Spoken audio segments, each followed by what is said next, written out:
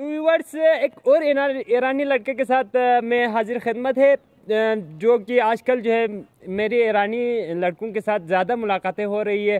तो नेक्स्ट जो पिछले वीडियो में जो है छोटी सी गलती हो गई थी मुझसे, मैंने ईरान के फ्लैग की जगह पर मैंने जो है इंडिया का फ्लैग लगाया था, जिस पर जो है काफ़ी लोगों ने कमेंट्स किया कि आपने ईरान के फ्लैग की जगह पर इंडिया का जो है फ्लैग लगाया, जो मुझसे गलती हुई थी। तो आज एक बार एक और ईरानी लड़के के साथ आपसे मुलाकात करवाता हूँ, ईरानी लड़के का।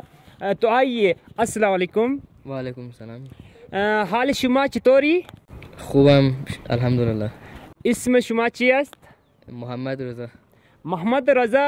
मन फारसी बलद खेल कम खेल ज़ियाद नीस, शुमा फारसी बलद खेल कम खेल ज़ियाद?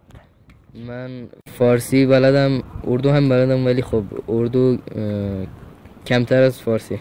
خوب. سوال اول من استش که شما ایران خوش گذشت، در اینجا پاکستان. خب من هم تو ایران خوش گذشت و هم توی پاکستان، چون هر دوتاشون کشورهای اسلامی هستن و باید رفیق بمونن. خوب، خیلی خوب. به سوال سوم من استش گست که سه اسلامی ماهای نام مخمیری. خب محرم، صفر، ربیع الاول. ماشاءالله ماشاءالله، خیلی خوب.